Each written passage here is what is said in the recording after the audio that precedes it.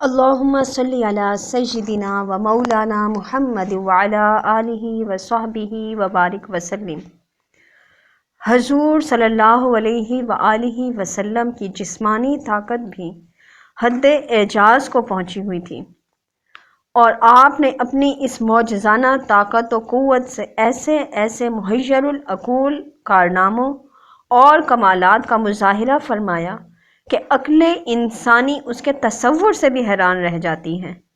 غزوہ احزاب کے موقع پر صحابہ کرام جب خندق کھود رہے تھے تو ایک ایسی چٹان ظاہر ہو گئی جو کسی بھی طرح کسی شخص سے نہ ٹوٹ سکی، مگر جب آپ صلی اللہ علیہ وآلہ وسلم نے اپنی طاقت نبوت سے اس پر پھاوڑا مارا تو وہ ریت کے بھربھرے ٹیلے کی طرح بکھر کر پاش پاش ہو گئی۔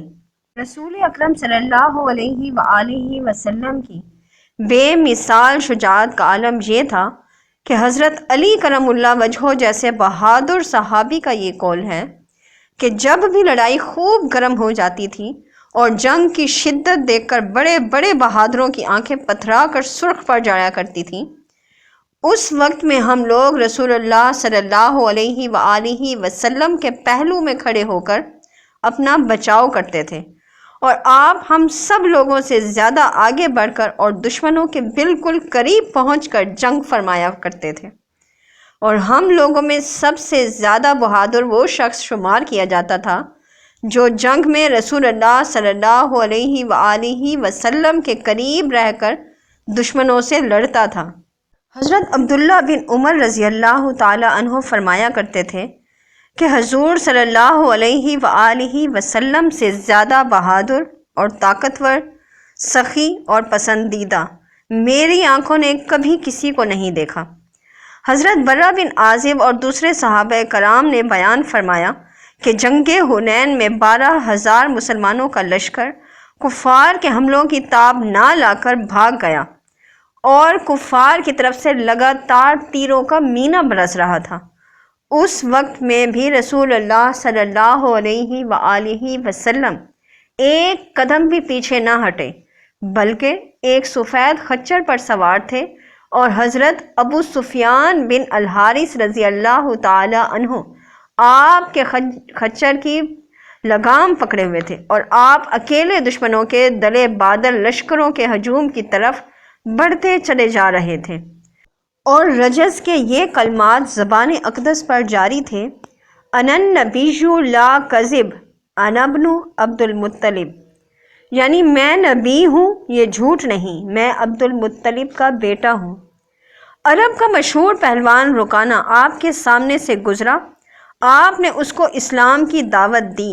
وہ کہنے لگا: اے محمد صلی اللہ علیہ وآلہ وسلم، اگر آپ مجھ سے کشتی لڑ کر مجھے پچھاڑ دیں تو میں آپ کی دعوت اسلام کو قبول کر لوں گا۔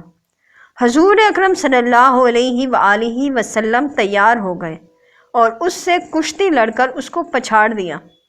پھر اس نے دوبارہ کشتی لڑنے کی دعوت دی۔ آپ نے دوسری مرتبہ بھی اپنی پیغمبرانہ طاقت سے اس کو اس زور کے ساتھ زمین پر پٹک دیا کہ وہ کچھ دیر تک اٹھ نہ سکا، اور حیران ہو کر کہنے لگا کہ اے محمد صلی اللہ علیہ وآلہ وسلم، خدا کی قسم آپ کی عجیب شان ہے کہ آج تک عرب کا کوئی پہلوان میری پیٹھ زمین پر نہیں لگا سکا، مگر آپ نے دم زدن میں مجھے 2 مرتبہ زمین پر پچھاڑ دیا۔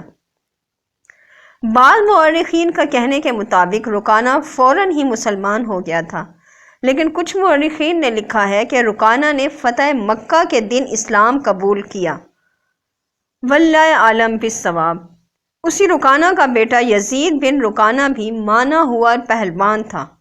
یہ 300 بکریاں لے کر بارگاہ نبوت صلی اللہ علیہ وسلم میں حاضر ہوا اور کہا کہ اے محمد صلی اللہ علیہ وآلہ وسلم، آپ مجھ سے کشتی لڑیے۔ آپ نے فرمایا: اگر میں نے تمہیں پچھاڑ دیا تو تم کتنی بکریاں مجھے انعام میں دو گے؟ اس نے کہا کہ 100 بکریاں میں آپ کو دے دوں گا۔ حضور صلی اللہ علیہ وآلہ وسلم تیار ہو گئے اور اس سے ہاتھ ملاتے ہی اس کو زمین پر پٹک دیا، اور وہ حیرت سے آپ کا منہ تکنے لگا، اور وعدے کے مطابق 100 بکریاں اس نے آپ کو دے دیں۔ مگر پھر دوبارہ اس نے کشتی لڑنے کے لیے چیلنج دیا۔ آپ نے دوسری مرتبہ بھی اس کی پیٹھ زمین پر لگا دی۔ اس نے پھر 100 بکریاں آپ کو دے دیں۔ پھر تیسری بار اس نے کشتی کے لیے للکارا۔ آپ نے اس کا چیلنج قبول فرمایا اور کشتی لڑ کر اس زور کے ساتھ اس کو زمین پر دے مارا کہ وہ چت ہو گیا، اور اس نے باقی کی 100 بکریوں کو بھی آپ کی خدمت میں پیش کر دیا، اور پھر کہنے لگا کہ اے محمد صلی اللہ علیہ وآلہ وسلم، سارا عرب گواہ ہے کہ آج تک کوئی پہلوان مجھ پر غالب نہیں آ سکا، مگر آپ نے 3 بار جس طرح مجھے کشتی میں پچھاڑا ہے، اس سے میرا دل مان گیا کہ یقیناً آپ خدا کے نبی ہیں۔ اس نے یہ کہا اور کلمہ پڑھ کر دامن اسلام میں آ گیا۔ حضور صلی اللہ علیہ وآلہ وسلم اس کے مسلمان ہو جانے سے بے حد خوش ہوئے اور اس کی 300 بکریاں اسے واپس عطا کر دیں۔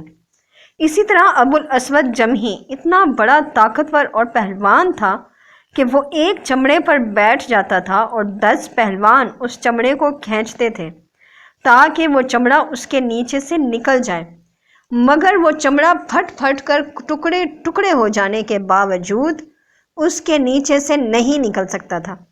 اس نے بھی بارگاہ اقدس میں آ کر یہ چیلنج دیا کہ اگر آپ نے مجھے کشتی میں پچھاڑ دیا تو میں مسلمان ہو جاؤں گا۔ حضور صلی اللہ علیہ وآلہ وسلم اس سے کشتی لڑنے کے لیے کھڑے ہو گئے اور اس کو ہاتھ پکڑتے ہی اس کو زمین پر پٹخ دیا۔ وہ آپ کی اس طاقت نبوت سے حیران ہو کر فوراً ہی مسلمان ہو گیا۔ سبحان اللہ، سبحان اللہ۔